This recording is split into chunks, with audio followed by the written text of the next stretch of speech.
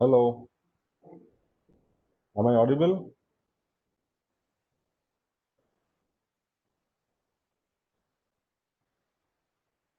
Hello.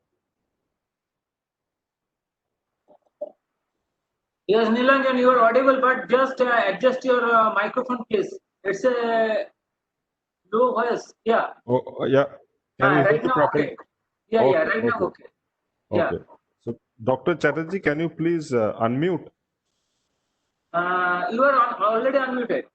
No, no, Dr. Bhaskar Chatterjee. Okay, I am doing. Okay. Yeah, done. Yeah, Dr. Chatterjee. Yes. Yeah, good morning, sir. How are you? Good morning. Very well. Good to see you. Yeah, good to see you. First time on a virtual platform. We have been meeting. So, sir, Yes. all the speakers I think are on board, so we can start. Yes, absolutely. Okay. Uh, So, welcome everyone to the second day of the 9th India Minerals and Metals Forum on ferrous and non-ferrous metals. We will start our session on consumer perspectives for power, automobile, iron ore and construction industry and policies related to iron ore and aluminum sector. We have a very good lineup of panelists for this sector. I would like to welcome Dr. Bhaskar Chatterjee, Secretary General of the Indian Steel Association of India, Mr. Pankaj Setija from Tata Steel, Mr. Rana Pratap Singh from Adani Enterprise, Mr. Deepak Prasad from Balco, Mr. C.P. Agarwal from SMT Moonchand. Dr. Bhaskar Chatterjee will moderate the session. In the meanwhile, I will request all the participants, while the session is going on, you can just put forward your questions in the question box. So once the session is over, we'll coordinate and we'll be happy to answer those. So over to Dr. Chatterjee. Thank you, sir. Thank you very much. It is indeed a great pleasure. And let me at the outset congratulate the ICC for taking this wonderful initiative and organizing this e-conference on the India Minerals and Metals Forum. As you mentioned, we have a power-packed panel today, and we will look particularly and closely at the iron ore and the aluminium sector, under the overarching umbrella, of course, of power, automobile, iron ore, and construction. I know that you have selected these sectors with great deliberation because these are perhaps the most hard-hit sectors as a result of the COVID pandemic. And all of these sectors are struggling to come slowly out of the very difficult circumstances that we have all been through. Looking at the overall economic scenario, we find that our economy is likely to contract by anywhere between 15 to 25%. Almost the entire first quarter of the current financial year has been wiped out. At best, we might say that there are some green shoots of recovery on the horizon, but they have yet to firm up in any really concrete way. When we look at these two sectors, particularly iron ore and aluminium, iron ore has been through a lot of changes in the recent past. As a result of the auctions that have taken place, and of course, government received very nice premiums on the sale price of these iron ore reserves. But that scenario also now brings in this change that instead of the field being dominated by merchant miners, a lot more of the captive iron ore reserves will come into play. We've also seen that in the iron ore sector, prices have been significantly rising, and NMDC itself has raised its prices twice over the last 2 or 3 weeks. Much of this demand, of course, has been created by China producing steel more and more and actually reaching its highest production figures in the June-July months. Also, I think both for aluminium and for steel, we have seen that survival has been on the back of exports. We've had to rely, and much of this exports has tragically gone to China. So both these sectors have had to survive in a time of demand contraction. The sectors on which we rely, primarily construction and automobile and power, themselves been hit very hard. So our supplies to them have also been very, very limited. In that sense, it is a very challenging time for all the sectors that we will take up today. And I'm sure that the speakers will place their perspectives for all of us to listen to. It's going to be a very, very interesting session. And welcome to all the speakers on my panel. To begin with, I will ask Mr. Pankaj Satija from Tata Steel to give us his remarks. Morning, sir, and good morning, everyone.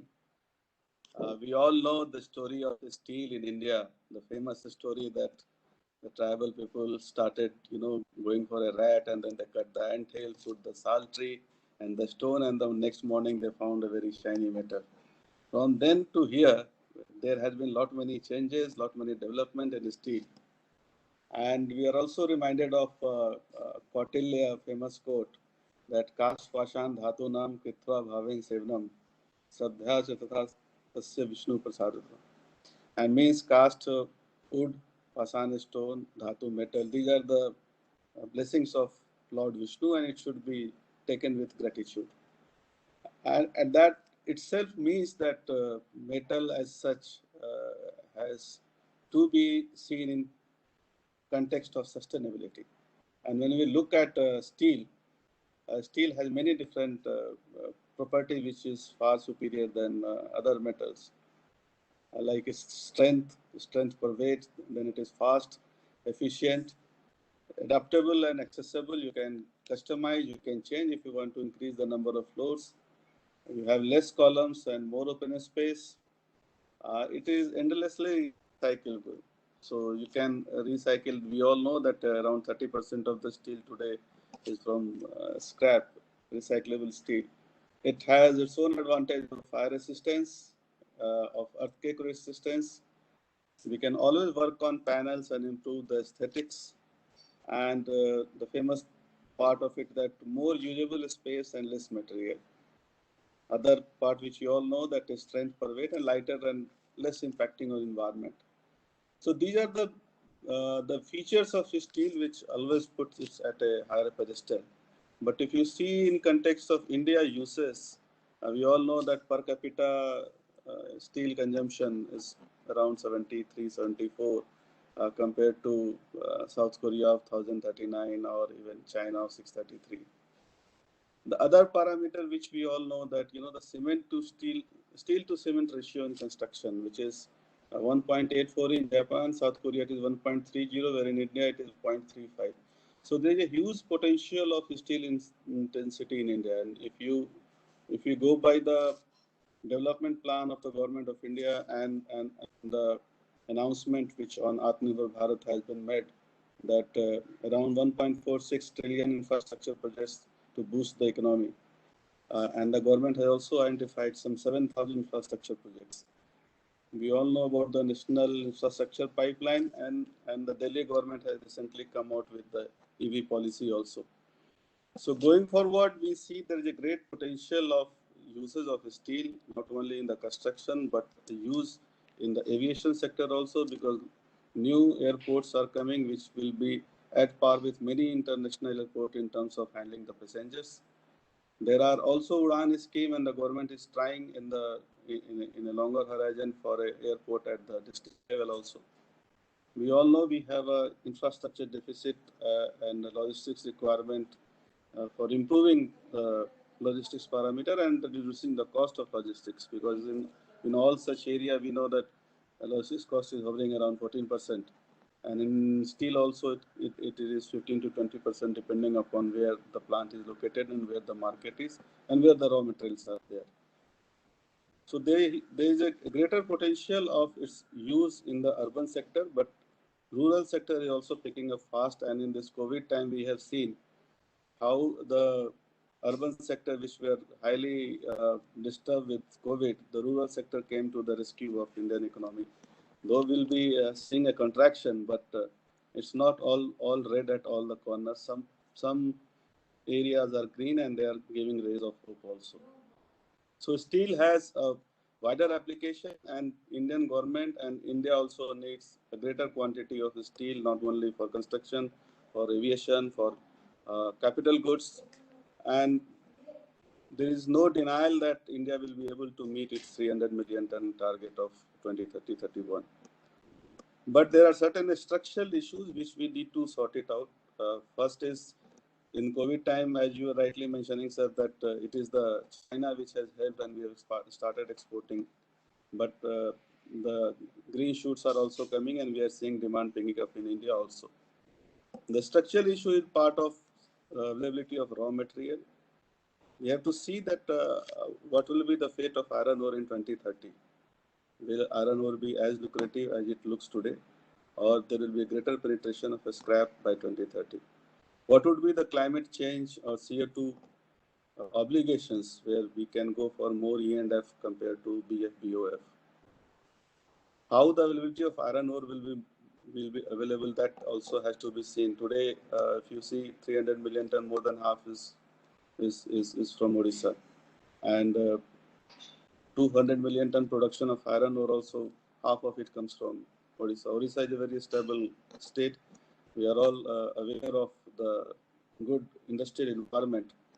But then it is also time to de-risk our supply of iron ore. We know that Goa is closed and we do not know how it will be opening. There are cases in Supreme Court going on. Yesterday also there was a hearing and now it has been postponed for 26. Karnataka as such is also has not come to its previous glory. Jharkhand, we have Saranda, and then the Sustainable Action Plan of Jharkhand that also has certain limitations on availability of iron ore for the longer future.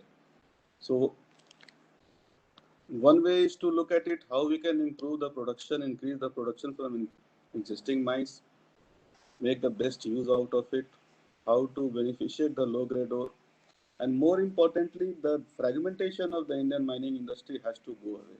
We have captive mines, non-captive mine, PSU, non-PSU, leases before 2015, leases after 2015, and each one has its own aspiration and expectations from the government. And sometimes those expectations or aspirations contradict with the other quarter of the industry. And that sometimes confuses the bureaucrats also, and sometimes a cohesive policy making is at risk.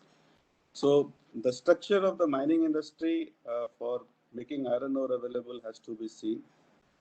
Then the stigma and the threat of Section 21(5), which always acts as a sword on the miners, that has to go away. As I have also mentioned earlier, that if someone is driving a car and if he is breaking a signal or if he is not using seat belt, he should not be penalized for driving a stolen car. And that decision is not only for 2000, 2010. It is for any time. Any time a government officer can think that you have deviated from your EC condition or deviated from the condition of any license or of any agreement, and then it's illegal mining. So these are the two important aspects for availability of iron ore and such the steel sector. The exploration, we have seen that NMET and all those things, it has only been focused towards the four major minerals, four important minerals, I would say: limestone, coal, bauxite, and iron ore. And to an extent, we have seen chrome and zinc.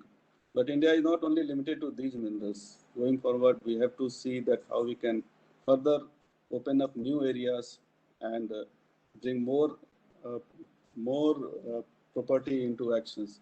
We have seen in COVID time that how many different laboratories across the world are trying for a vaccine, and out of so many laboratories across the world, around 600 were in the first stage, and then clinical stage we have 23 and 6 are in the phase of human trials. So similarly is mining and exploration. You go for 100 or 500 deposits, out of that one converts into mining, and whatever we are mining today, it is the work of our predecessors. So if we want to give the future generations those mines, we need to spend more on exploration so that the sustainability of steel making is continued. Scrap will come. There are predictions that 2030 there will be a huge supply of scrap, and iron ore will not be lucrative, but it will not go out. It will have its own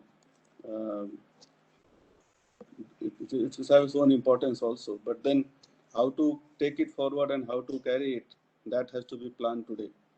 So I personally feel that 2030 31 target of 300 million ton is very much achievable. We have a demand, we have requirement from all the sectors as India is growing. Only thing we have to see that we need to be competitive in the long run. There are certain FTA agreement which we all are talking about that it has not helped India. Then there are issues of VAT, there are issues of ROTDP. So these incentivization will help because the capping of MEIS, we have seen that it is not making the industry more competitive. Hopefully ROTDP will come and that will incentivize the steel industry in the long run. So without taking much time, I thank all the panelists, thank to you and thank to all the viewers for giving me the opportunity to talk to you. Thank you very much, sir.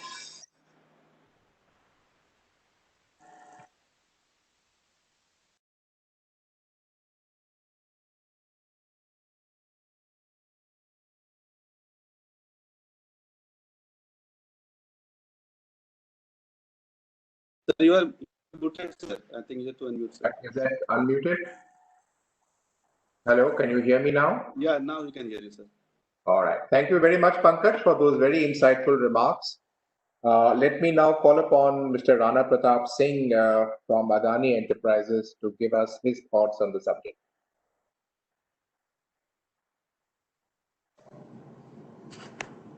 Thank you, Chaudhary Saab. Good morning to all.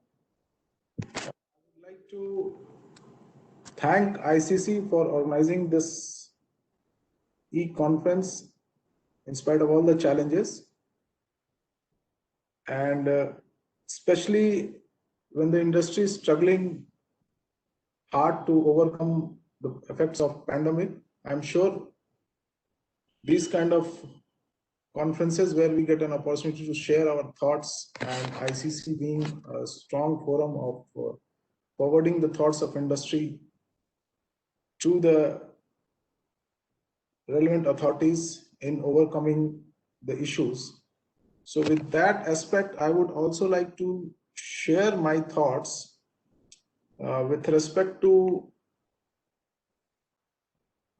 current scenario of iron ore and how we can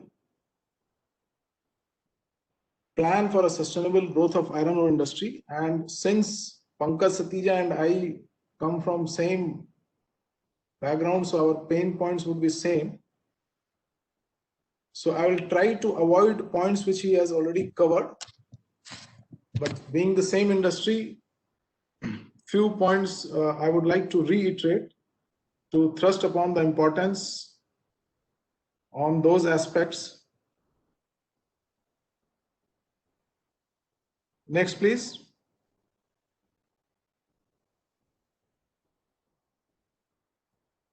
Needless to say that these opinions which I'll be sharing are my personal opinion and information and discussions. It is just for information and discussion, and obviously errors or omissions are not liable for.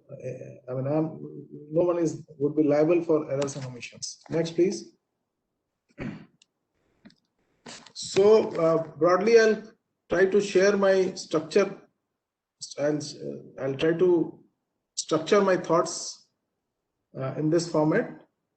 So let's have a look at growth drivers for iron ore industry. Next, please.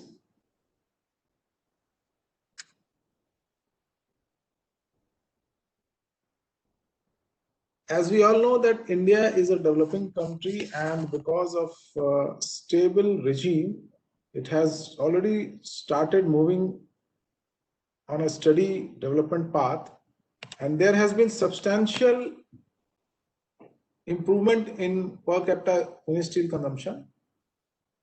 Though if we compare it with world standard of 224.5 kgs, we are still far behind. So definitely there is a high potential for increase in consumption. Of course, to be supported by a stable policy aiming for sustainable growth. And as Pankaj was just now mentioning, in view of this, steel production capacity is being aimed at 3 million ton by 2030. And definitely keeping this in mind, Indian iron ore industry has been trying to achieve production targets. However, if we look at last 5 years data, somehow we are staggering around 205 odd million tons. There is definitely a potential for growth, and that is where I will share my thoughts to see how together we can move ahead. Next, please.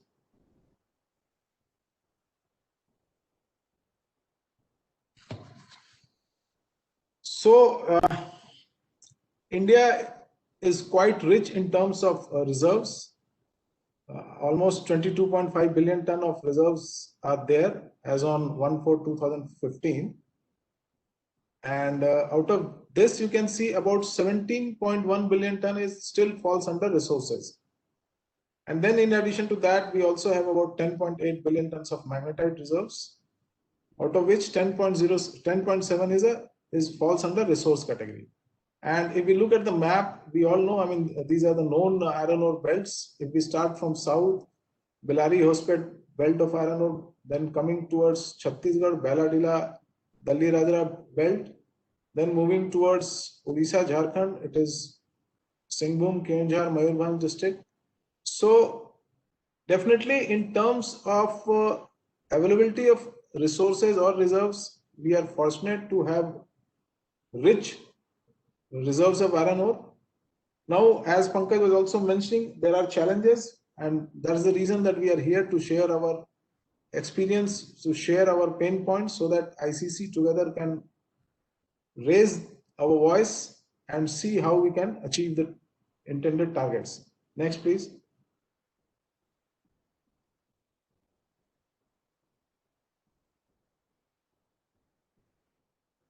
So, as I said, we have resources. Now, how are these resources being allocated? I mean, yes, mineral auction is the most transparent and the most equitable means of allocation. And in view of this, amendments were made in 2015, and then auction regime started.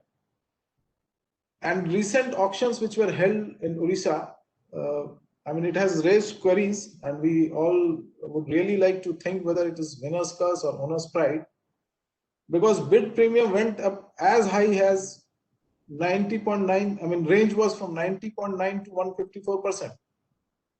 Now, we really need to think, is it really sustainable, and will it not hurt the sector? So why is it happening? Why people were so aggressive, and in spite of all diligence, industry was, I would say, forced to go for this kind of bidding. Is it that there's a perception of resource scarcity? Yes, definitely these were operating iron ore mines, easy to operate, easy to start. All clearances were in place, and ministry was also proactive in extending the existing permissions. So definitely these had to be valued much higher compared to a greenfield project. But the value which industry has given, is it really sustainable? Will this industries be able to cope up with the kind of premium which companies will have to pay? And results, I feel all of us are aware, many of the successful bidders, they are already struggling. People are finding ways to exit. So this perception of resource scarcity, it may be good from one aspect, that you have a very aggressive bid and states can expect very good premium, which I mean good revenue streams, which has been now projected on papers. How far it will be realized, that needs to be thought over. Then captive, non-captive, merchant mine.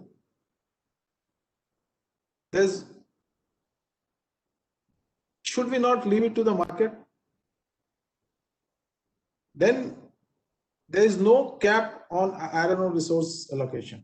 I mean, if we really want to reserve blocks for steel producers, then based on their capacity, maybe for 30 years, there should be some capping on the resource which they can hold. I mean, and it's not nothing new. The system is already there in terms of coal allocation. So should we not think of similar kind of thing here?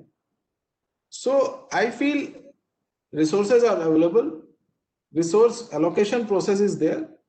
We definitely need to rationalize. And by doing that, we will be definitely able to increase the iron ore in industry so that aggressive bidding or aggressive pricing, which is not sustainable, these kind of situations do not arise. So on those lines, I'll quickly share my thoughts. Next, please. So as I was saying that still majority of our resources still fall under resource category. So definitely there is need to increase exploration, and in view of this, National Mineral Exploration Trust has been already commissioned. Need is to focus more and achieve exploration targets so that resources can be converted into reserves. At the same time, there are many new areas which are unexplored, but they have high potential of iron ore bearing. So that base data should also be further updated. There are several licenses, I mean not licenses, but applications which have been saved under 10A2B, 10A2C. It's high time a decision has to be taken because huge iron ore resources are blocked. Neither industry can execute the lease, nor will it ever come for production. So there's a very serious requirement that government should come out with a clear-cut policy on 10A2B and 10A2C applications. And if it seems to be prudent, then those should be auctioned as well. So point I'm trying to drive in is we have huge resources and there are several blocks which are ready to be auctioned. So instead of having limited blocks, if all iron ore bearing states, they bring in more and more blocks, they unlock applications saved under 10A2B and 10A2C, then there would be numerous blocks on block, and then companies would be able to bid rationally. Then as I was sharing that in order to give fair chance to all players in the market, captive users definitely they're adding value, so they should be given preference, and that is how policy has been framed. However, there has to be a cap on the resources which they can hold, and once they achieve that target, then it should be left open for others as well.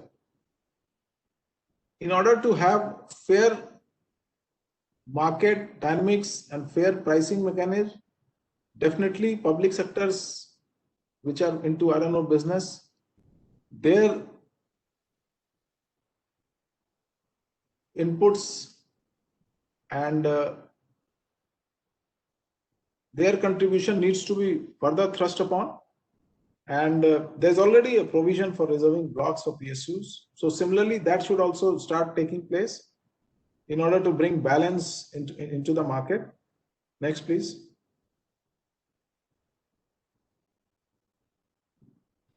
And then there is urgent need to exploit full potential of the available iron ore resources. And as earlier speaker was also mentioning that it's high time to encourage low grade utilization, maybe through blending.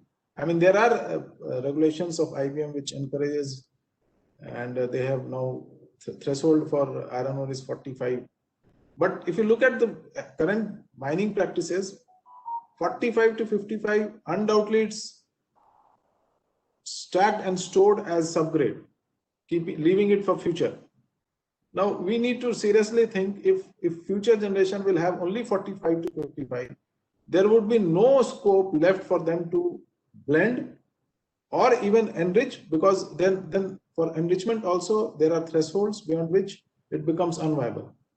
So I think there's an urgent need to implement blending of low grade. It should be made mandatory at the mining plan stage itself. IBM should see that all subgrades should be blended, and whatever average grade is achieved, that should be processed. And if need be, beneficiation should be encouraged. And in spite of all these efforts, if there is some low grade which, because we are already rich, relatively rich in terms of iron ore, cannot be used, then it can be permitted for exports. Infrastructure, especially with respect to evacuation, we all are very well aware. It's a topic of discussion in almost all forums. Now, once these mines are auctioned, parallelly government has to take initiatives for strengthening the evacuation route, maybe through railway sidings, and of course through eco-friendly systems like pipe conveyor. So these things have started taking shape in India, but there is a need to put more thrust on this, maybe by bringing in policies to encourage this, like providing some kind of investment subsidies, discount on royalties on adoption of new technology, faster depreciation, and similar kind of incentives, so that the availability of iron ore is ensured. And I believe that yes, there are challenges, but all those challenges are already mapped, and need is to have a proper and focused policy and joint efforts by industry to really produce iron ore in such quantities which can fulfill domestic requirements, and if required, even exports, of course, with some kind of control. So these were the thoughts which I wanted to share, and I'm really thankful to Chatterjee Saab, all the panelists, and ICC for giving me this opportunity. Thank you. Thank you. Thank you ever so much, Rana. It was very, very nice. I hope all of you can hear me. All right. So now may I call upon Mr. Deepak Prasad from Balco to give us his views on the subject. Sure. Thank you, Mr. Bhattacharya. Mr. Bhaskar Chatterjee, sorry. Yeah, thanks. I would like to thank, I hope I'm audible. Absolutely.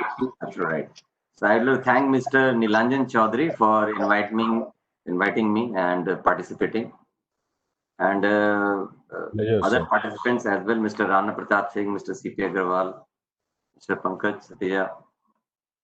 So thank you for giving me opportunity and participating. So can the presentation be uploaded? Well, will you run this presentation from your end, sir? Yeah, I'll try. Okay, sir. Okay, I'm providing you, sir. You're uploading the presentation? No, sir. I have made you the presenter. You can run right now. Yeah. If any problem, then I can run also. Okay. Let me try. Yes, sir. Is It it- is. Sir. Yeah, yes. Is it visible? Yes, sir. You just in full screen. You just do from the current show from beginning. It will be full screen. Yeah. Just Yes, hold sir. on, please. Yes, sir. Okay. So, You can click on slideshow and then run from the beginning.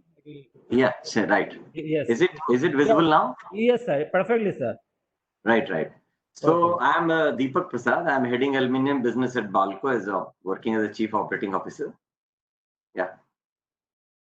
So these are my contents where I would like to show to the audience that where are we at in currently where are we and how we'll be progressing in 10 years of time, and what are the challenges and way forward for the aluminum industries in India. So if I look at the slide where it talks about where are we today and also where we will be in 2030. We are a population 7.8 billion, 8.6 billion will be in 2030. And also these data we have taken from the various sources like CRU, PwC, World Economic Outlooks. And world GDP, currently we are at 138 trillion, which will be 192, it's expected to be 192 million. And if I look at the aluminum consumption, world today we are at 81 million, and it is expected to go to 120, 130 million. In primary aluminum production, we are at in the world 64 million, and it will go to around 100 to 110 million. If you look at it, India, our population is 1.38 billion, which is expected to go to 1.5 billion, and GDP from approximately 3 trillion to around 8 to 10 trillions. And if you look at the aluminum production, currently we are at 3.07 million ton, and consumption and production is about approximately 3.63 million. Now, where we will be? So, at current phase, when we look at our production at world level, which were talked about, it is around 64 million ton. And if you look at China, it is maximum, it is a 36 million. And then there are other companies like India, for example, it is 3.6 million ton. And if you look at the world side, where it is 81 million, again it is a consumption side, it is 39 million. China, and then the rest of the Asia is 12 million. So this is the broad description of production, world production and world consumption. If I look at from consumption point of view, if it is 80, if you look at product wise, shown the product wise, then out of that segment wise, roll product, it is around 26 million, extrusion 26 million, right? And India, if you look at, it is 0.5 million and 0.42 million extrusions, and the various factors are there in 3 million ton. So now segment wise, if you look at percentage wise, so we are at 24% in the world of construction, and India it is 9% only. So here there is a huge opportunity for India to increase consumption in construction sector. And the next one, we are if you look at India's consumption pattern, electrical is 38%, which is higher than the even world percentage. Right? We are doing very good in that.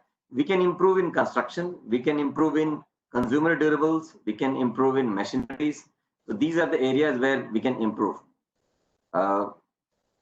Then if you look at about the opportunity in building construction, so these are some areas of a building where we can increase consumption of aluminum in construction, like doors, door frames, fences, facade seats, gutter, solar panels, staircase, air conditioning systems, window frames. All these are the areas where there is huge opportunity of improvement. And also if you look at about the electrical vehicles transportation system, okay, in India, although it is 32% and worldwide it is 26%, but here with the advent of electrical vehicle, there is huge opportunity in improving transport sector. So I would say, in nutshell, construction and transportation sector, these are two sectors where the aluminium industry should focus for the for increasing their consumption pattern. If you look at the I've tried to explain Porter's five forces analysis for aluminium industries. So what are the aspects of this? It's a difficult for those for new entrant in the market because of the economics and size of the investment in the fixed assets. It's a market competition, low differentiation competition in price and quality. Although there is a differentiation, if I look at the value-added product, there is some differences. But if you look at the primary product like ingot, hardly there is any differentiation. Can be substituted by copper and steel and carbon fiber, which is the latest, we are talking about in every forum. But we have got forces which is pushing it down. It's a high bargaining power determined by demand and supply, high investment cost. So it's a high intensive, energy intensive industry where we are consuming around 14,000 kilowatt per ton of units to produce 1 ton of metal. And barriers to entry is the high capital cost, extended setup time, availability of the power and raw materials, and large economies of scale. If you do the SWOT analysis, so strength-wise, we have got abundant bauxite availability, low cost of power, locational advantage we have got, modern plants are there, new latest technology is available around the world. Already Vedanta, Nalco and Hindalco, all three industries are using very high latest technology in this. So we have got a strength.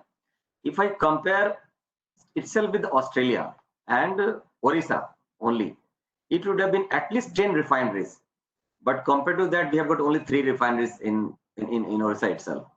And if opportunity we see that rapid urbanization are there, untapped rural markets are there, imports, around 2 million if you look at that, we are importing and we are exporting also the same level. So here there is a huge gap that I will discuss later on. There are certain threats of like market fluctuation. China's exports possibility, we know that around 37 million they are producing also. Certain government policy related issues, environment norms. Environment norms are becoming stricter and stricter. So all we need to comply, and we should be ready to comply so that we can be a responsible corporate. There are certain weaknesses, like it's a very high energy compared, like in Gulf here, let's say power cost is approximately varying between 3 rupees to 4, even 5 rupees also. But in case of Gulf, it is available at around 1.5 rupees only, it's 3% price. So they have got certain advantage, but we don't have. We are depending on coal power plant. We have got higher duties and taxes, stringent labor laws, and dependency on the international vendors for military technology. These are certain weaknesses which we have come out very significantly. All these 3 and 4 major players in India, we have come out with that. If I look at the global economic, under depression. So between World War I and World War II, we had a great depression one time in around 1930, and now it's being expected during the COVID time. It is expected that we will face issue related to the consumption of the aluminium, right? And global depression to be a downside risk looks like, but many other forums are also talking about there is upside risk. So it is very difficult to say at this moment that what is going to happen. But as far as production is concerned, we don't see any restriction on that. All the 3-4 industries are operating all the ports, and there is no issue. During the COVID time in last 3-4 months, our export segment was higher. We reduced our valued products to come out from the situation, and we can sell aluminium. As you know that aluminium industry can't be stopped once started. So these are some action we have taken, but it's very difficult to say at this moment what is going to happen in coming from it. All depends on the how do we address the COVID situation. If you look at what are the most sector in which has been affected by the COVID, it is we know the restaurant and hotels like 80%, transport 70%, household goods 60%, clothing and wear 75%. So all these industries has been impacted by that, and obviously there will be some impact on aluminium consumption as well. If I look at India's track for the difficulty of recovery, it's a metal demands drivers. If you see Y on Y basis, percent basis, looks like okay for the past, but if April and May onwards, it looks like negative. So mostly it is impacting by the automotive industry and the construction industry.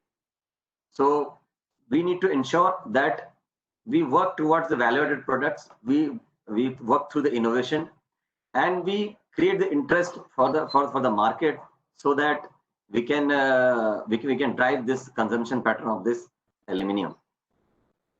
If we look at the aluminium global cost curve, it's pleasure for me to inform the forum that 2-3 companies in India are actually operating in the first quartile. This is good news for us. But we need to ensure that we keep on working on our cost and ensure that we all in first quartile, so that when there is a demand supply ratio difference, we can sustain the business. If we look at of last year Q1 versus this year Q1 basis, the production has been increased by 2%, but consumption is reduced by 10%. Although with the current increase in London Metal Exchange prices, this does not reflect at this moment. It looks like some other factors might be also operating. So it's very, very important for us that we ensure that the consumption increases. Then there are certain challenges for aluminium growth. I would like to mention that there's a vast geographical spread is there about the location of the coal mines, bauxite mine, power plants, refineries and all. Very important for us that we ensure that there is a growth in bauxite mining industry and aluminium refineries in India. We are importing alumina around 60 to 70%. Balco is importing around 80%. There are certain other industries also importing alumina, which from the cash flow point of view and from the dollar exchange point of view, it's very important for us that we support bauxite mining and refineries in India.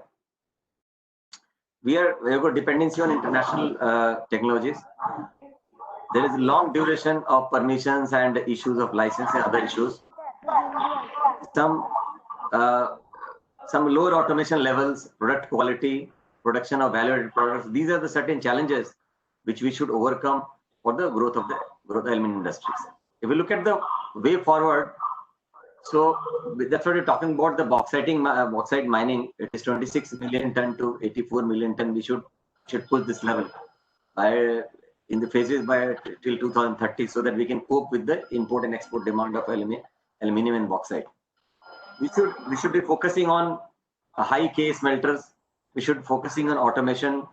We should focusing on strong association among aluminium and non-ferrous industries to ensure the powerful presence in national and international forums.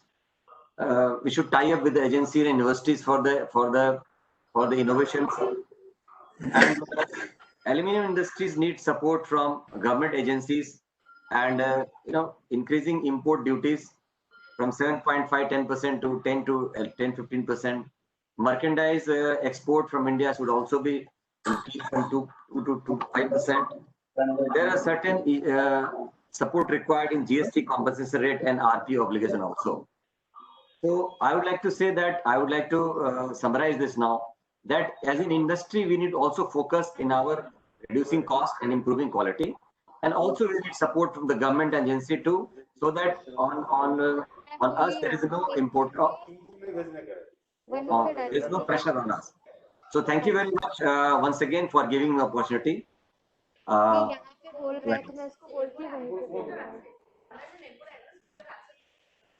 Thank you very much, Mr. Prasad. Very nice to have your inputs with us. May I now call upon our last panelist, Mr. C.P. Agarwal, of SMC Moolchand to share his views with us.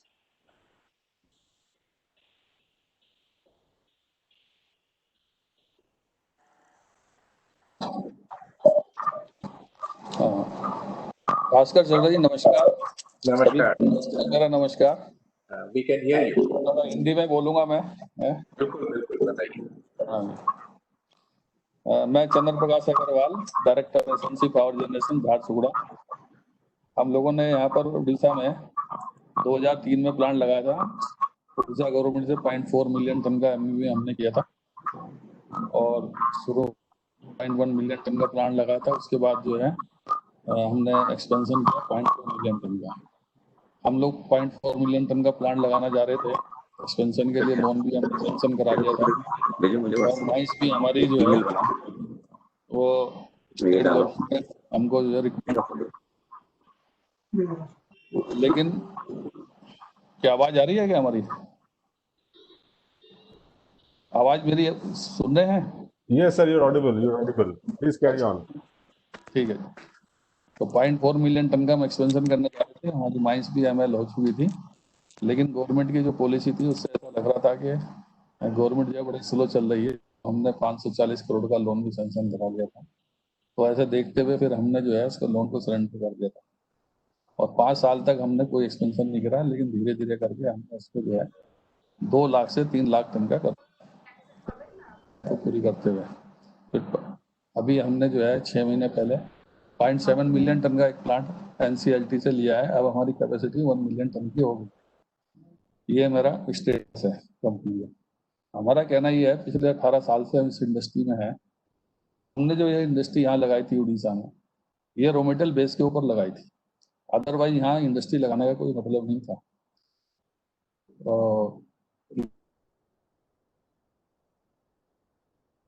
Concept था industry का, वो था raw material base. वो पहले दिन से ही raw material की crisis है, जो कि आज तक जो है कभी सॉर्ट आउट नहीं हुई है और अभी भी चलती आ रही है। बीच बीच में हम लोग ये समझते हैं कि भाई अब सुधर जाएगी, कब सुधर जाएगी।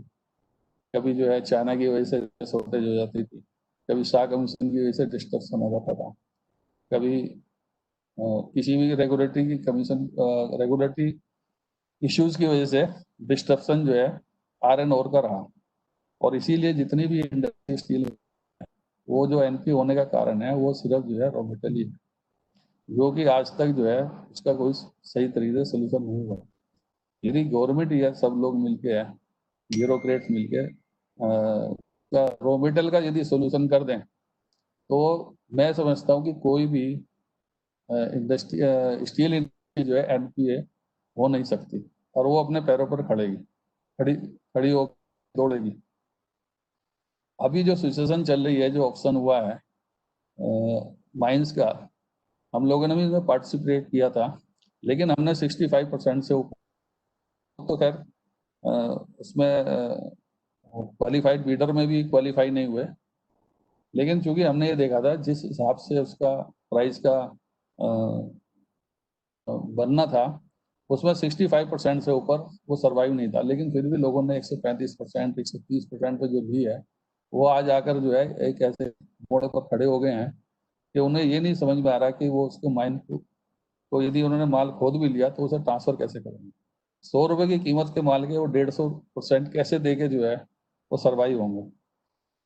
अब ये इसमें किसी भी तरह की कोई चेंज होती है रेगुलेटरी रेट को डिस्कवर करने के लिए, जो कि इस बात पर आधारित था कि आईबीएम जो रेट तय करेगी उसके ऊपर जो है उनको प्रीमियम देनी पड़ेगी। तो आज उसमें जो है रेगुलेटरी इशू ऐसे आ रहे हैं टेक्निकल कि कोई भी जाके सुप्रीम कोर्ट में ये कहेगा कि भाई जिस वक्त आपने इन्हें ऑप्शन किया था उस वक्त जो कानून थे अब आप चेंज कैसे कर सकते हो। तो अब उसका एक ही तरीका है जो हम समझ, क्योंकि ये हमारी इंडस्ट्री की सबसे बड़ी बर्निंग इशू है कि हम इस प्रॉब्लम से कैसे ओवरकम हो पाएंगे। इसका एक है पाकिस्तान से एक्सपोर्ट हो रहा है वो किसी तरीके से बंद हो। इसको प्रधानमंत्री जी ने भी 3 लाइन इसके लिए कही थी कि भाई रॉ मेटल जो है हमारे देश में प्रचुर मेटल जो है विदेशों में एक्सपोर्ट कर रहे हैं और वहां से माल बन के हमारे देश में आ रहा है। ये जो है बड़ा ही अजीबोगरीब एक सिस्टम है जिसे कि हमें से बंद करना है तुरंत आत्मनिर्भर बनने के लिए। उसके लिए हमारा यही सुझाव है कि आयरन और पिलट जो है इसे बैन करना चाहिए, जिससे हमारी इंडस्ट्री को जो है सस्ते रेट पर जो है रॉ मटेरियल अवेलेबल हो। दूसरे जो ये जो सिचुएशन क्रिएट हो गई है 135% और 150% वाली, जिससे आयरन ओर के रेट कम होंगे तो उससे उनकी प्रीमियम कम होगी और उनको जो है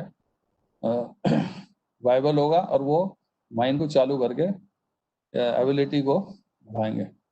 अदरवाइज जो है ये एक ऐसा डिस्ट्रप्शन है जो अभी हमको समझ में नहीं आ रहा कि कैसे ये सोल्यूशन होगा। इसका सिर्फ एक ही सोल्यूशन है कि आयरन और पिलट को बैन किया जाए।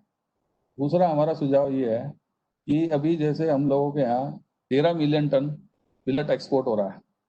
पीछे तो ये 7,000 रुपये टन में एक्सपोर्ट हो रहा था, तो इससे हमें सिर्फ 9,000 करोड़ रुपए फॉरेन करेंसी मिल रही थी। लेकिन यदि इसकी जगह जो है हम 9 मिलियन टन स्टील एक्सपोर्ट करें तो उससे हमें 27,000 करोड़ का रेवेन्यू आएगा। जो 16,000 करोड़ का डिफरेंस रेवेन्यू आएगा वो हमारा वैल्यू एडिशन हुआ। वो हमारे देश हमारे पावर प्लांट बन पड़े हैं, जो 8 मिलियन टन स्टील बनेगा, उसमें पावर लगेगी, वहाँ फेरोलाइज लगेंगे, मैन पावर लगेगी, लॉजिस्टिक लगेगा।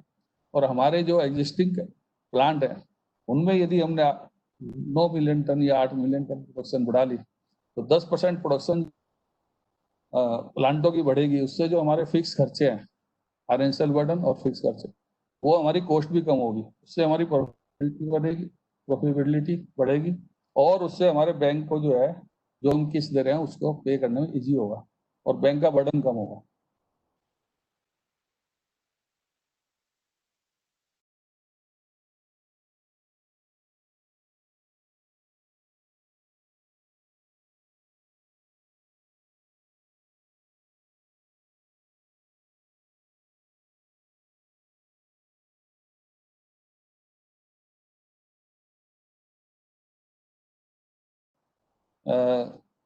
ये जो फैक्ट्रियाँ उनको देंगी या वो कैप्टिव यूज करें, बाकी 50% जो है दूसरी स्टेट में भेजेंगे। क्योंकि एक्सपोर्ट का मैटर है कि अपनी स्टेट में बेचना, दूसरी स्टेट में बेचना या बाहर करना, वो एक्सपोर्ट ही है। तो इससे क्या होगा कि जो उड़ीसा की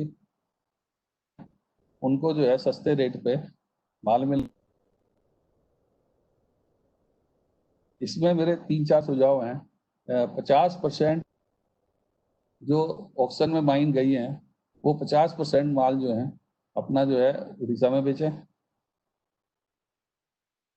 सेल की फैक्ट्रियाँ हैं वो भी जो चाहे 25% बेचने की उन्हें इजाज़त मिली भी है, उसमें वो जो डंप का माल बेचने की कोशिश कर रहे हैं उसकी बजाय उसको डंप वाले माल को तो खुद इस्तेमाल करें और जो फ्रेश रेजिंग है उसको 25% मार्केट में अवेलेबल कराएं। जो मर्चेंट जो अभी जिनकी लीज अभी बकाया है उनको जो वो भी 50% माल जो है स्टेट में बेचें। और ये मेरा इसमें सुझाव है। मुझे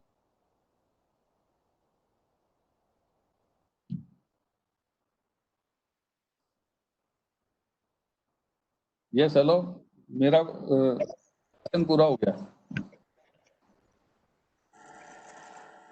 Thank you very much, Mr. Agarwal. You have placed many very important items on the table and a lot of food for thought. Thank you very much.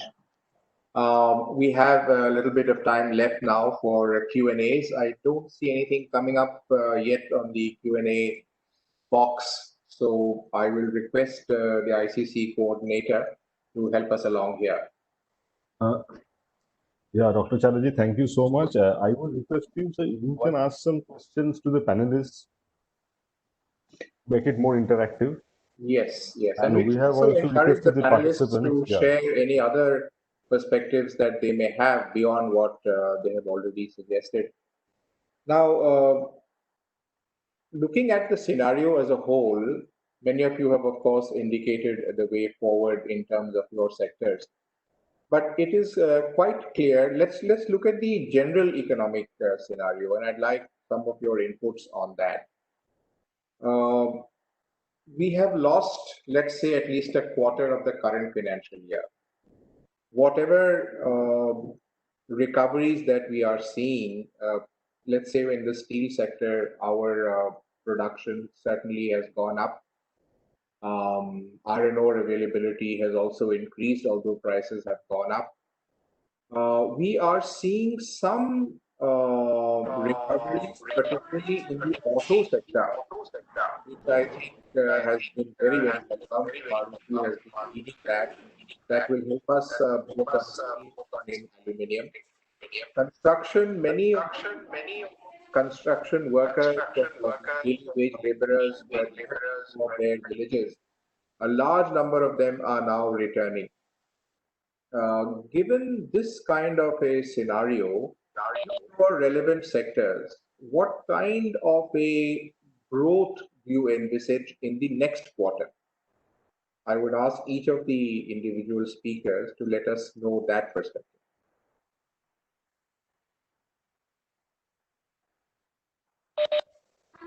Can we start with Mr. Satija? Yes, sir. Sir, as we have seen in month of May, April, May, June, there has been a gradual recovery from 40-50% to 60%, 80%. And now, if you see the steel industry, it is at 100% in most of the cases. Secondary sector is yet to pick up, but primary steel producers, the ISPs, they are at their full capacity. If you see the price also, it is at the pre-COVID level, almost. The important challenge is to look for the losses what we have incurred, the shortfall in the quarter one, how we can make it up.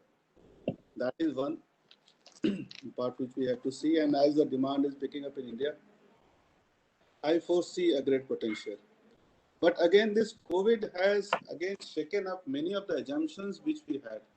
Sir, if you recall, 2015, when the iron ore mines were closed, everyone in the steel sector was saying that had we having a plant in coastal area, it would have helped us in procuring raw material sources, because bringing the raw material to the mainland was very difficult at that point of time.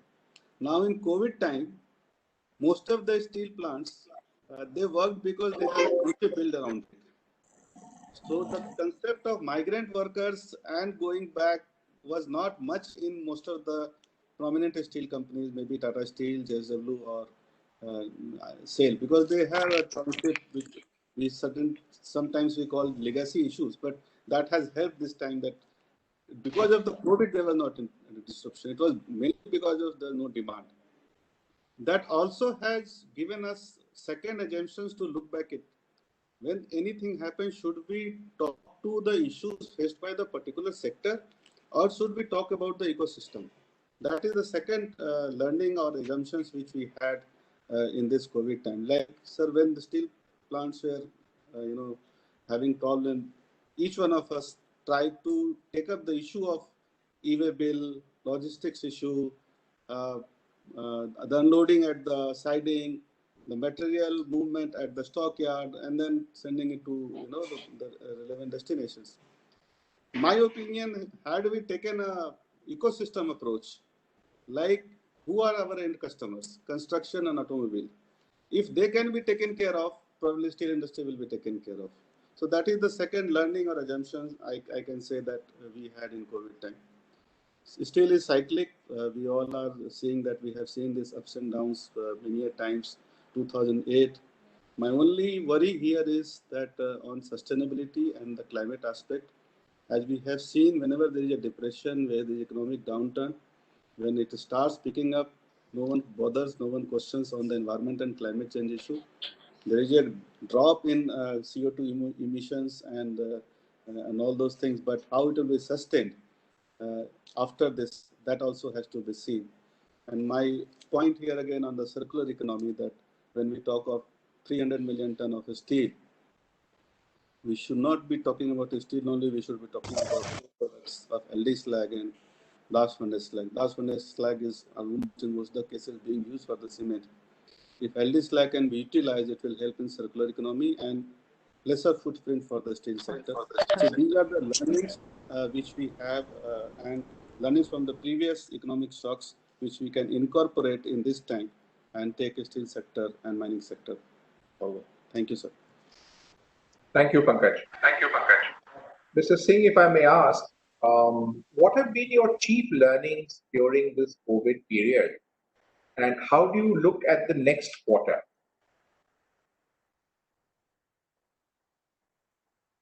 Mr. Singh, are you there? Okay, let me take the same question. I think Mr. Prasad is available with us. Mr. Prasad, how do you state learnings from the COVID experience, and how do you look at the next? Right. So first of all, what we did from the spreading point of view, we ensured that nobody comes in the Balco and nobody goes out of the Balco. First thing we did, we ensured.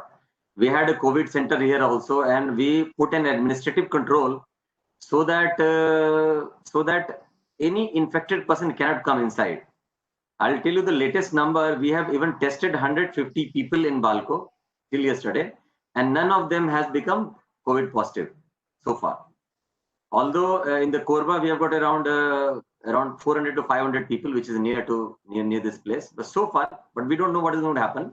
But this, also nobody has complained and gone to the hospital for the issue. So I presume there's nothing wrong. Right. First thing, this one. Second thing, what we ensured that in plant, everywhere we have got all the measures we can take in the plant so that it doesn't spread from one place to another. In fact, we have even made the consequence management rules also on this. And as we know that aluminum industry can't be stopped, so we didn't have any choice but to put in stricter norms. We had a problem in selling the product, so we went go ahead with the primary products like ingots and all, which can be sold easily. And we used to send around, let's say around 14 to 15,000 we used to sell outside. And now we started selling around 30 to 35,000 with the same structure, same infrastructure and everything. So we only organize things to adapt the situation and go ahead with that. So I would say, and also we focused on certain innovations like small innovation at the shop floor. We also educated government that the aluminum plant can't be stopped. So we need support from the local industry. So they gave a special license to them with under certain restrictions. And we took complete ownership of that. If something goes wrong, we'll take ownership of that. So based on that, talk, they suggested us. So far, we are successful in Q1, and now LME has started increasing also, right? Only challenge is that we should contain the costs to that level because there is a lot of implication on input raw material cost with the increased LME. So all we should keep on focusing on the production, productivity, quality, and I'm sure we'll come out with flying colors. Very good. That's optimistic note that you gave us that perspective. Agarwal साहब, आपने काफी सारी समस्याएं की आपने highlight किया है. अब कोविड के समय में आपकी कुछ अच्छी सीख क्या रही है? क्या आपने सीखा इस कोविड के दौरान? और दूसरा, अगले क्वार्टर में आप अपनी इंडस्ट्री को कैसे देखते हैं? क्या आशाएं हैं आपकी, क्या अपेक्षाएं हैं?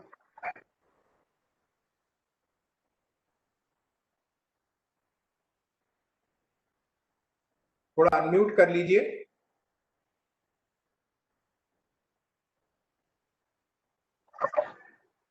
हाँ, अब सुनाई दे रही है.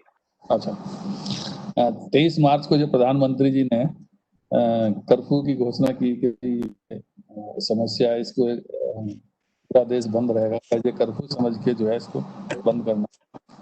तो हम लोगों ने फिर इसको जो है 25-26 मार्च को प्लांट बंद किया. वो इसलिए से बंद किया कि चूंकि हमारा रोलिंग मिल है, कोई एक्सीडेंट हो जाए, कुछ हो जाए, देश वैसे ही मतलब जो है एडमिनिस्ट्रेशन जो है अपने कोविड में संभल रहा है, कुछ एक्सीडेंट हो जाए उसको मतलब डर की वजह से कि भाई ना हो जाए, प्रिकॉशन की वजह से हमने उसको बंद किया. तो 25 मई को फिर हमने जो है इसको फिर दोबारा चालू करा, 20 मई को। उसके बाद हमारा जो है प्रोडक्शन जो है हम लोग 10 दिन में 100% पर ले आए थे, और माल भी जो है हमारा मतलब जो डिमांड थी वो भी ठीक थी, क्योंकि 1 महीना मार्केट में माल सप्लाई नहीं हुआ था। अच्छे का मतलब पूरी डिमांड रही, 100% प्रोडक्शन हुई, 100% हम लोग जो है माल बेचा। लेकिन अभी जो अपना जुलाई का जो महीना है, 2 महीने तो डिमांड बहुत अच्छी रही। उसके बाद जो है जैसे जैसे कोविड ये खुला, कहीं पर खुल रहा है, कहीं पर बंद हो रहा है, तो हम ये देख रहे हैं कि हर महीने थोड़ी डिमांड जो है कम हो रही है।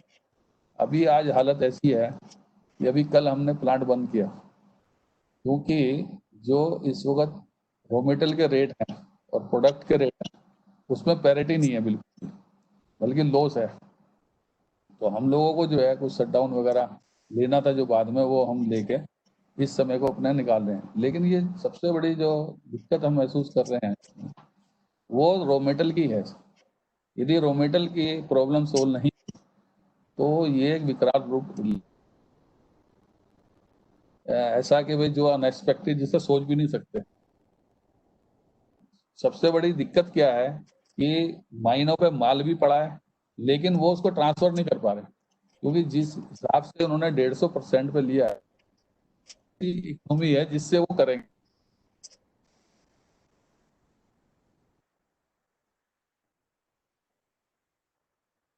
कि के रेट जाके इसका सोल्यूशन निकल सकता है, अदरवाइज इसका कोई सोल्यूशन नहीं निकलेगा, क्योंकि बरसात की वजह से लॉन्ग प्रोडक्ट की डिमांड कम हो गई, उधर रॉ मटेरियल की शॉर्टेज है, तो पैरिटी नहीं आ रही है।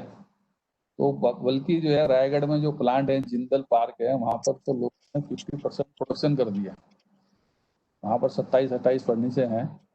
तो स्पंज आयरन के रेट तेज हो गए थे, लेकिन जो पिलेट के रेट है वो कम है, सरिये के रेट कम है, उसमें पड़ता ही नहीं आ रहा। तो उन पे जो है प्रोडक्शन कम करने के अलावा कोई और चारा ही नहीं। तो इसके बारे में सबसे बड़ी जरूरत यह है कि ये कैसे सोल्यूशन करा जाए, वही समझने की बात है। धन्यवाद, धन्यवाद अग्रवाल साहब. Thank you very much. Has Mr. Singh by any chance joined us yet? Dr. Chatterjee, I have a request. Yeah. Sir, Mr. Moonchand Dekha and Mr. Rohit Kak have a question, but they have not typed it. So I would just request Debobroto from ICC to unmute them. They will just speak about it, and Okay. then someone from the panelists can. Yeah. Done. Okay. So, Mr. Dekha, you can put forward your question first. Mr. Dekha, are you there? Yeah, I'm here. Yeah, please put forward your question, and then Mr. Rohit Kak can. Yeah. No, for the time being, I don't have any question right now. It's But okay. you raised your hand. Okay. Okay. Yeah, Thank you, sir. I'm just listening actually. Listening is Okay. very useful for me. Okay. Thank you. Thank you Mr. very Kak. Thank you, sir. Mr. Kak, you have any question? Mr. Kak, are you there? Rohit Kak? Can you hear me? Yeah, I can hear you. Okay, I have a question. Hello. Yeah, please carry on. Chandra Prakash Agarwal ji, sir आपने बात करी कि iron ore की अभी जो auction हुई और लोगों ने अनाप शनाप उसमें बिड की, 150% की करी और अब वो चला नहीं पा रहे हैं। तो सबसे पहली चीज तो ये है कि थिंकिंग क्या थी इसके पीछे कि 100% के ऊपर बिडिंग करी जाए, और दूसरा इसका अब सॉल्यूशन क्या है? क्या जो बिडिंग की टर्म्स थी उसमें सरकार के पास कुछ एग्जिट क्लॉज है in case of non performance, जिससे ये चीज क्विकली सरकार के पास या कॉमन पूल में वापस आ सके, ताकि इसको और रिस्पॉन्सिबल हैंड्स में ये जाए और इसकी प्रोडक्शन हो? क्योंकि जिसने 150% किया है वो तो किसी भी तरीके से नहीं चला सकता, चाहे आयरन ओर पे एक्सपोर्ट बैन लगे ना लगे। तो इसका सोल्यूशन क्या है इंडस्ट्री के लिए? I think Pankaj, you might like to take a shot at that. जी, अभी पूछा है कि इसका सोल्यूशन क्या है। हम लोग जो है जब ये ऑक्शन में जा रही थी नवंबर में, और जो इसकी टर्म्स कंडीशन थी तो उस वक्त ये एक्सपेक्टेशन की जा रही थी भाई कितनी भीड़ इसमें जाएगी, तो हम लोग तो 65% पे समझ रहे थे कि इसको नहीं जानी चाहिए। जैसे एसएल है, वेदांता है, टाटा है, ये सब लोगों ने पहले भी जब जितनी भीड़ हुई है ये लोग कभी 50 या 45% से ऊपर नहीं गए। लेकिन जेएसडब्ल्यू जो है यहाँ पर कर्नाटका में, उन्होंने 110 105 पर उस टाइम भी ली थी 2 साल पहले। तो यहाँ पर जो है जो इन्होंने ली है, तो इसका तो एग्जिट होने का एक ही तरीका है कि आयरन और पिलेट पर बैन लगाया जाए, इससे आयरन ओर के रेट कम हो। सपोज 2000 रुपए के लम्स के रेट होते हैं तो 150% में 1000 रुपए टन का मतलब ये होता है आयरन ओर पे 2 रुपए स्टील की कॉस्ट बढ़ती है, वो अपने पास से इसमें से देंगे। और जो मार्केट में है, क्योंकि वैसे तो फॉरन पे ये बात जरा कहनी थी, तो वो जो 50% ज्यादा देंगे वो किसी तरीके से मतलब फ्रेट के माध्यम से लें, मर्चेंट कस्टमर से वो उसे पूरा करें। इसका एक ही सोल्यूशन है, बाकी और कोई सोल्यूशन हमें नजर नहीं आता। मैं एक चीज बोलना चाह रहा हूँ। हेलो जी जी, मैं ये कह रहा हूँ जी कि अगर आप हाइपोथेटिकली एक्सपोर्ट पे बैन भी लगा दें, जी ठीक है जी, आयरन और बिलेट्स पे, तभी भी जिसने 150% पे कोट किया वो उसके लिए पड़ता नहीं खाएगा, क्योंकि मार्केट में रेट गिर जाएगा। जी जी तो वो मार्केट रेट से तो अभी भी ऊपर सरकार को प्रीमियम दे रहा है, तो वो तो रेट से इंडिफरेंट है, चाहे वो रेट गिरा हो बड़ा हो, वो तो चला ही नहीं पाएगा। अब सवाल ये है कि ये अगर एक नेशनल एसेट है और ये रिसोर्स कॉमन पूल में आना चाहिए और प्रोडक्शन इससे होनी चाहिए, तो उसके लिए एग्जिट क्लॉज क्या है? या तो सरकार इन्फोर्स करे, या जिसने गलत तरीके से गलत बिड करके लिया वो उसको गिव अप कर पाए, मगर इसका क्विक रेजोल्यूशन होना चाहिए। नहीं, इसमें मेरा कहना ये है, अभी आपने कहा ना कि 150%, उसका सोल्यूशन है, क्योंकि हमने तो पहले दिया था अप्रैल मनी में कि वो जिस तरह से ले रहे हैं तो आप तुरंत इस पर बैन लगाइएगा आयरन और पिलेट पर, क्योंकि यदि 2.5 रुपए का जो है लम्स होगा तो उससे 1000 रुपए टन के हिसाब से 2000 रुपए टन की कॉस्टिंग आएगी। यदि सपोज उसको 6 रुपए मिल जाए तो 2 रुपए सेक्रीफाइस कर सकता है, इसमें कम हो जाएगा प्रॉफिट। लेकिन यदि माइंस बंद होगी और रॉ मटेरियल नहीं, कीमत ही पता नहीं कितनी होगी। जब 2008 में 8100 रुपए का जो है पिलट बिका, और फिर जब तेजी के बाद में, फिर जब वो चाइना की तेजी की वजह से 8100 रुपए बिका, और जब उनकी डिमांड खत्म होगी तब वही बिलट जो है जो 35 रुपए बिका वो 18 रुपए बिका। एसएल वालों ने जब सारे प्लांट बंद करा दिए तब जाके एक दिन में उन्होंने जो है 3000 रुपए टन गिराए थे। तो उसका सोल्यूशन सिर्फ एक ही है कि आयरन ओर की कीमत कम हो। उसका एक ही तरीका है कि बैन लगे तभी इसकी कीमत कम होगी, और कोई इसका तरीका हमें नहीं लगता। यदि आप पे कोई तरीका है तो आप बताओ।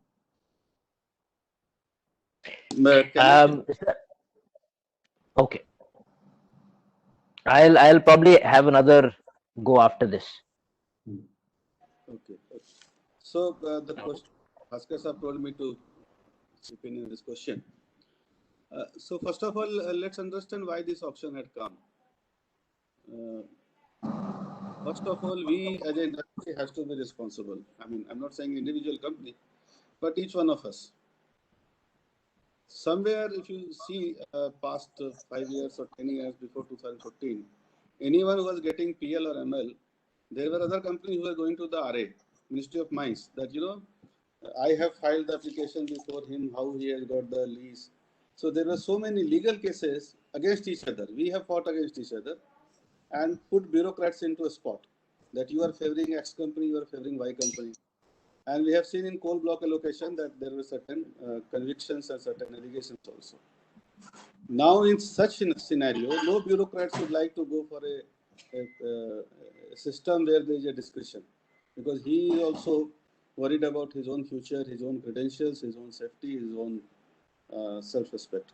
So then the auction came, because in Supreme Court, it was not told that auction should be done. It was told that auction can be one of the options. Now, what has happened in that, the sad part is that auction which was brought in for removing the discretion, it has gone for the revenue maximization. So the state government, you know, they feel that they can maximize the revenue, and then there are certain players who wants to be known as mine owners or maybe their other regions, they bid high. So each one has its own story. Like if you see for the steel companies, for them, a certainty of iron ore makes different sense. In overall cost of steel making, you can very well see that the iron ore mine iron cost, how much it is, maybe 10% or whatsoever.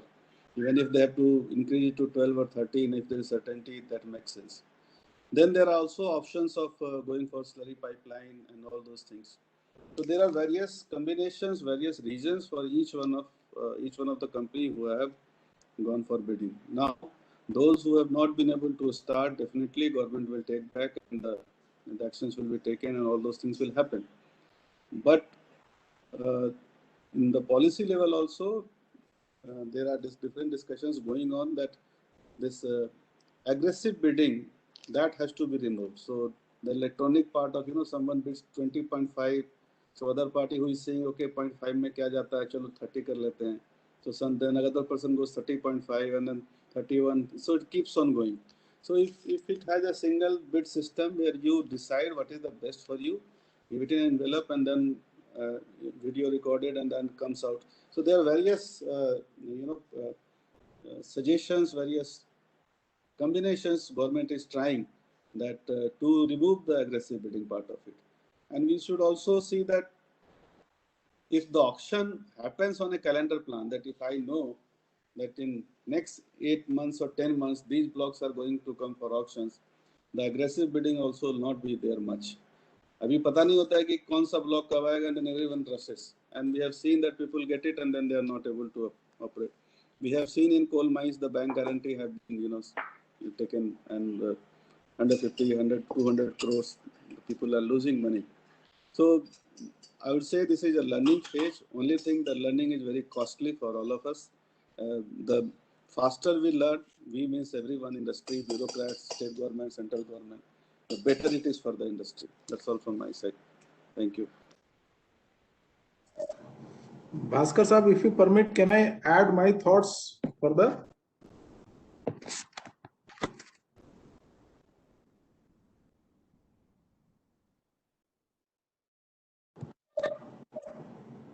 Bhaskar Saab, am I audible?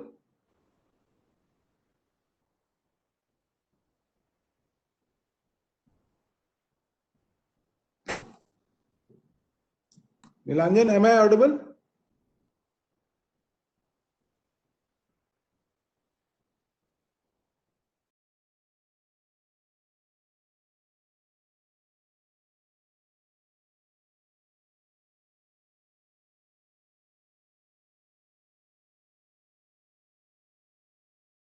Nilanjan, please response. Mr. Nilanjan.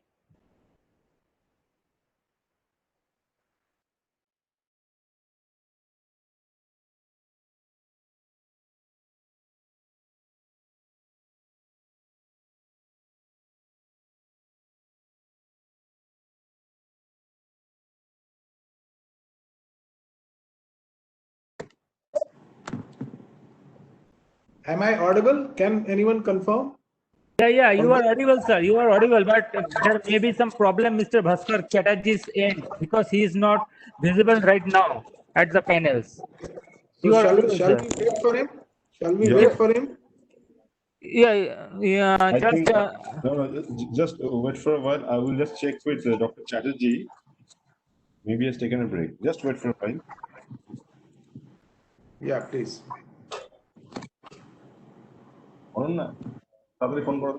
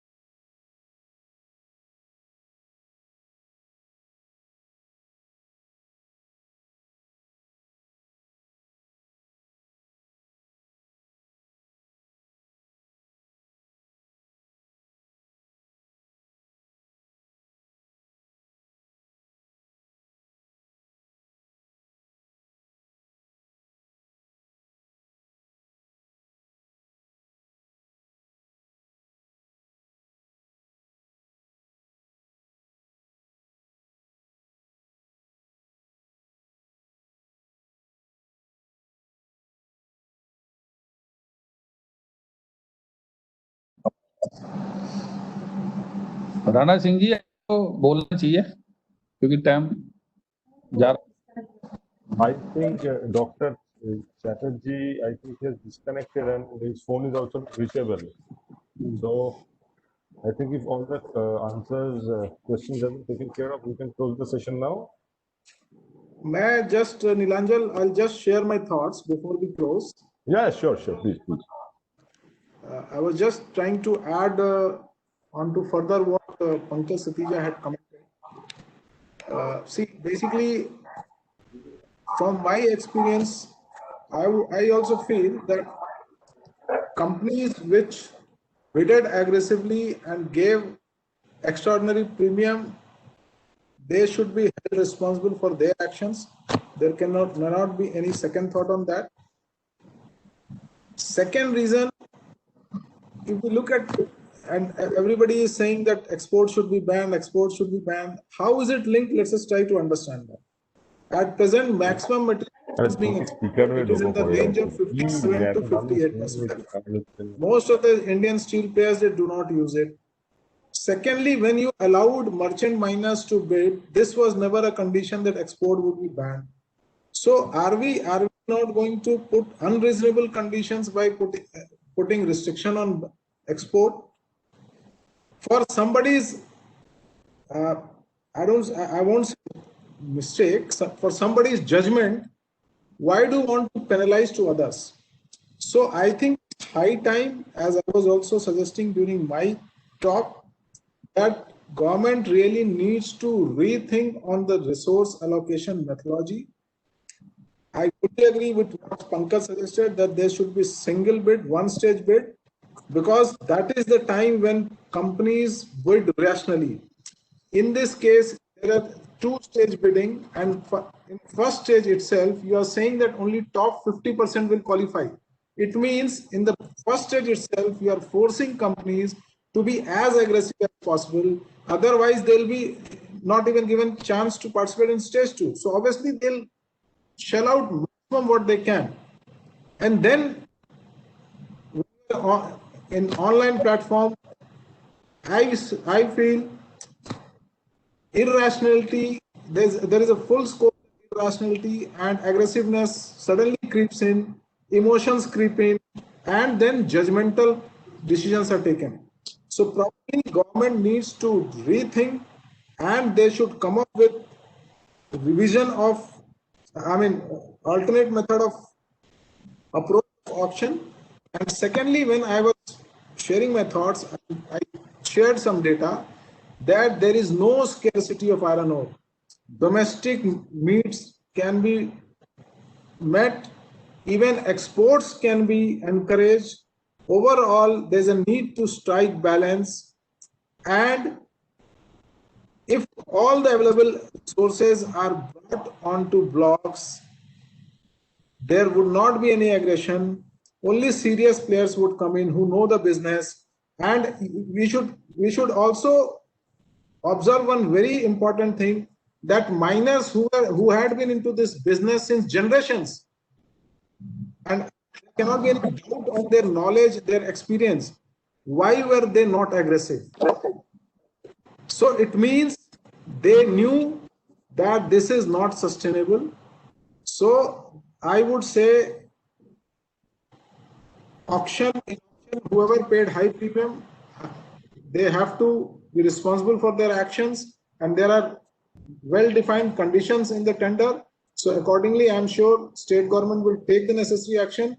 At the same time, I feel, and through this forum, I would request ICC to take this up and impress upon government to relook, to redevise method of auction. Thank you. Thank you so much, sir. नहीं राणा जी, मैं ये पूछना चाह रहा हूँ कि आपने कहा है कि स्टेट गवर्नमेंट को आप सजेशन बताइए, करना क्या चाहिए उन्हें ऐसी स्थिति में?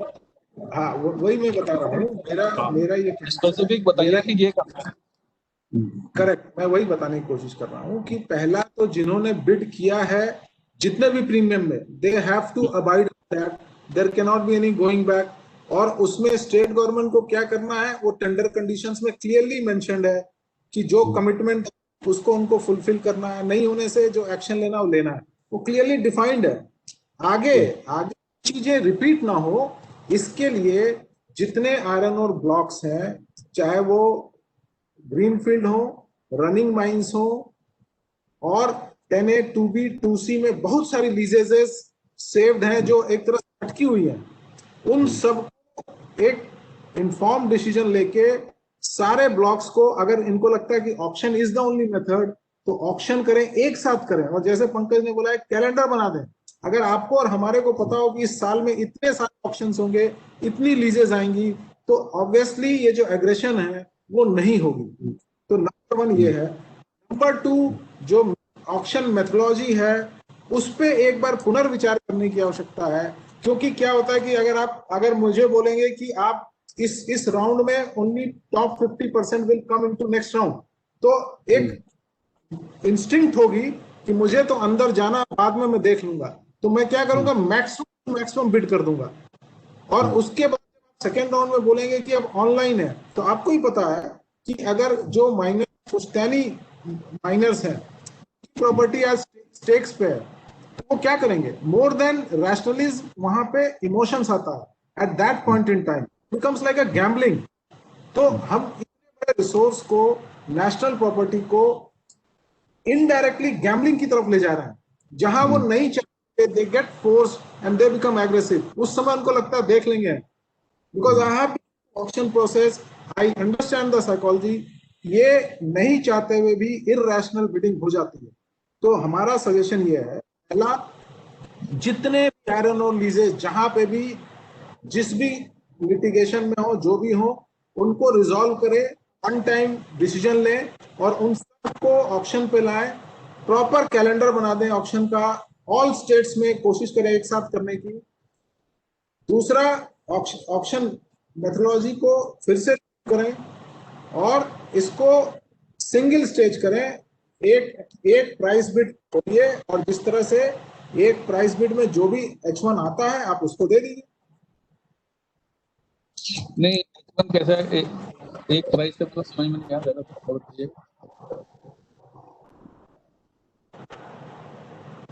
अग्रवाल साहब, आपकी आवाज क्लियर नहीं आ रही है, प्लीज। अब आवाज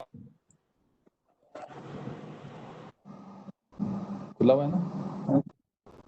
आपको आवाज आ रही है? नहीं आ रही है? हाँ, अभी आ रही है, अभी आ रही है। अब आ रही है? हाँ, अभी आ रही है अग्रवाल साहब, अभी आ रही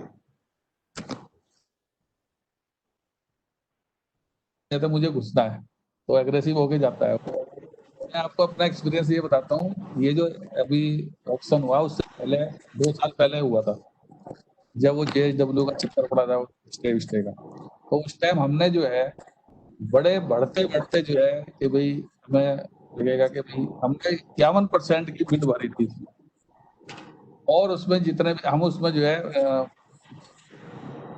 फर्स्ट नंबर पे आ गए थे, मतलब 51%, बाकी जितने थे सब पीछे थे। इस बार जो है ये जो बिड हुई है ये इतनी ज्यादा अग्रेसिव हुई है कि वैसे आपका कहना बिल्कुल सही है कि यदि हम कम मायने देंगे तो आदमी को लगता है मुझे लेनी है। यदि हम बहुत सारी मायने एकदम देंगे और तो उससे क्या होगा कि आदमी को ये रहेगा भाई ये नहीं मिली तो मैं अगले में जाऊंगा। वो सही तरीके से गैम्बलिंग वाली बात नहीं करेगा, वो सीधा बिजनेस वाली बात करेगा उसमें। तो ये आपका सुझाव तो ज्यादा मायने। दूसरा एक सुझाव और है जो मैं कहना चाह रहा हूँ कि हमें परमिशन लेनी पड़ती है ना जी, वो सब गवर्नमेंट से लेनी पड़ती है। अब उसके लिए दे दी, अब ये कहा कि भाई जो पार्टी है वो सब जाके जो है सब डिपार्टमेंट से परमिशन लेगा है। हमारा इसमें सुझाव ये है कि जितनी भी परमिशन है गवर्नमेंट उसे माइंस को जो है ऑप्शन में डाले, जब सारी परमिशन उसने दे दे। जिसकी वो परमिशन नहीं दे सकती तो उसे माइंस को डालने की जरूरत भी नहीं है। जैसे गो नो गो, गवर्नमेंट को पता है कि भाई यदि हमने इसे ऑप्शन कर दिया बाद में बता दिया नो गो है तो सारा प्रोसेस फेल हो जाता है ना जी। इसको भी हमें समझ के गवर्नमेंट को समझना है कि उसको जो है खेल मजाक नहीं करे, मतलब डिले ना करे, उसको सीरियसली एक प्रोसेस को पूरा कर दे। और उसमें भी क्या है, जब एक प्रोसेस पूरा हो जाएगा कि डिमांड एंड सप्लाई की सही सारी चीजें चलती है। ऐसा नहीं कि आपने कर दिया। स्केयर सिटी जब ही रहती है जब 2-3% की शॉर्टेज है, तो एकदम डिमांड होती है कि वो बहुत बड़ी स्केयर सिटी। जहाँ 2% ज्यादा हुआ तो फिर उसे जो है कोई पूछने वाला, मतलब एक नॉर्मल कंडीशन में चलता है। तो गवर्नमेंट को जो है ये भी करना चाहिए, जिस माइंस को वो ऑप्शन में दे इसकी सारी परमिशन होनी चाहिए, ताकि भाई मेरी ये खुलेगी या नहीं खुलेगी। ये आपका बहुत अच्छा सुझाव है अग्रवाल साहब, और आपको पता भी होगा कि ऑलरेडी मिनिस्ट्री ऑफ माइंस ने ये गाइडलाइंस इशू किया है सारे स्टेट गवर्नमेंट को, जिसको वो बोलते हैं ऑक्शन विद एम्बेडेड क्लियरेंसेस। तो वो ऑलरेडी हर स्टेट को 5-5 ब्लॉक्स आइडेंटिफाई करके उनको इसी जैसा जिस धर्म में आप बोलना चाह रहे हैं धर्म में करने का सुझाव दिया गया है कि सारे clearance in principle at least forest clearance stage 1 वो स्टेट गवर्नमेंट ही करके दे। ये सुझाव बिल्कुल सही है साहब, और इसमें स्टेट गवर्नमेंट काम भी कर रही है। और ये सुझाव आपका है कि जब वो ऑक्शन में आ जाए, मतलब जिसको मिल जाए वो जल्दी चालू हो जाए। तो उस पे ऑलरेडी मिनिस्ट्री की गाइडलाइंस है, अब स्टेट को इस पे जल्दी पहल करनी चाहिए। And I think through this forum हमें इसको फिर से एक बार जरूर तरह के आईसीसी के थ्रू इसको परस्यू करना चाहिए। अभी जो डिस्कशन में एक बात सामने आई थी, ज्यादा मैक्सिमम मतलब गवर्नमेंट का एक्चुअल में क्या है, ये है नेचुरल रिसोर्स देश के हैं। आज हमारे देश में आयरन और कोला है तभी लोहे की फैक्ट्री यहाँ लग रही है। यदि ये ना होता तो यहाँ ये फैक्ट्री लगने का कोई मतलब ही नहीं था। तो गवर्नमेंट को ये चाहिए कि जो रॉ मटेरियल है वो हम सस्ते दाम पे किस तरीके से इंडस्ट्री को दें, क्योंकि यदि हम जो वैल्यू एडिशन करेंगे उसमें भी तो गवर्नमेंट का शेयर है, उससे मतलब हर चीज मिलती है, रोजगार मिलता है, अपने जितने मीन्स हैं, मैन पावर है, अपने और जितने एलाइड चीजें जो लगती हैं उन सबके जो है यूटिलाइजेशन उसमें होता है। गवर्नमेंट को ये नहीं चाहना चाहिए हम मैक्सिमम करें। यदि इंडस्ट्री को मिलेगा तो प्रॉफिट तो वहां मिलना ही है। यदि इंडस्ट्री को प्रॉफिट नहीं होगा, जैसे पीछे भी हुआ है, एनपीए जितने हुए क्या हुआ, अल्टीमेटली गवर्नमेंट के या पब्लिक के पैसे ही तो गए ना। जो 10,000 करोड़ की इंडस्ट्री है वो 1,000 करोड़ में जा रही है, 9,000 करोड़ का लॉस ही हुआ। यदि उसको पहले ही यदि प्रॉफिट रहे तो ना वो एनपीए होंगे, और जितनी इंडस्ट्री है वो अपने पैरों पे खड़े हो गए खुद ही मतलब जो है चलेगी। ये मैक्सिमम जो करने वाला मामला है ये भी एक गलत वो है। गवर्नमेंट को चाहिए कि हमें तो स्टील सस्ता बनाना है, इसमें बनेगा तो हमारी कई समस्या दूर होंगी इससे। एक तो डिमांड एंड सप्लाई की समस्या दूर हो जाएगी। क्यों? जब हमारा देश सस्ता स्टील बनाएगा, यदि हमारे देश में डिमांड नहीं है तो एक्सपोर्ट होगा, उसके लिए पूरा वर्ल्ड खुला पड़ा है। जब हमारे देश में डिमांड बढ़ेगी तब हम उसे एक्सपोर्ट ना करके अपने देश की डिमांड पूरी करेंगे। अल्टीमेटली क्या है कि इंडस्ट्री जो है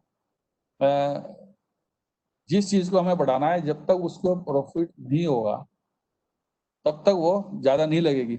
और इंडस्ट्री तो हमारे देश की वेल्थ है, ये किसी की बपोती तो है नहीं कि भाई इसने लगाया इसकी हो गई। वो तो देश की वेल्थ है, उसने एक क्रिएशन कर दिया है, इंफ्रास्ट्रक्चर खड़ा कर दिया है, चाहे मैं चलाऊं चाहे आप चलाएं चाहे थर्ड पार्टी चलाए, वो तो चलना ही है। लेकिन वो होना चाहिए, और जब ये होगा जब उसमें इंडस्ट्री का प्रॉफिट होगा। ये जो पीछे हुआ है कि भाई स्कैम हो गया, स्कैम कब होता है? जब उसकी कीमत बढ़ती है। यदि उसकी कीमत नहीं है तो स्कैम क्या है? आज एक कीमत जो है 300 रुपए टन में भी बिकता था आयरन और, किसी टाइम में जो है वही आयरन और 8,000 रुपए। जब 8,000 रुपए का तो वो स्कैम हो गया, जब 300 रुपए में बिक रहा तब वो स्कैम नहीं है। अच्छा mister Agarwal, sorry to interrupt you. Actually, we are Nilanjan. Sorry to interrupt you. Actually, we are running out of time. So we will take one last question from Jeevan Chakraborty of Sham Steel. Debu, can you just unmute Mr. Chakraborty? Yeah, doing. Yeah. I have had Mr. C.P. Agrawal very patiently, and also heard the responses made by Mr. Rana Singh and also Mr. Pankaj Sateja. This is a very crucial issue, and I think what others have suggested, I also do make the same suggestion that ICC being an industry body, it should refer the matter to the government of India, because this is not the issue concerning Mr. Agrawal's company only. It may happen to other steel companies also. So the government of India should address the issue with the priority it deserves. because it has basically has policy implications and is integrally related to bid process. So if one has to undo it, it is only the government of India that can do it. So I would suggest that ICC make a reference to the government of India at its earliest convenience. Thank you. Sure, sir. We'll do it. In the meanwhile, I think it's time to close the session now. Thank you so much. I think it was really interactive, and thanks once again for sharing your thoughtful ideas. I would like to thank Dr. Bhaskar Chatterjee, Mr. Pankaj Satija, Mr. Rana Pratap Singh, Mr. Deepak Prasad, and Mr. C.P. Agarwal. Unfortunately, Mr. Dr. Chatterjee has left, I think, due to exigencies. We look forward. I think we can also join the next session as a delegate. If you wish to. Thank you, everyone, for being with us. We close the session now.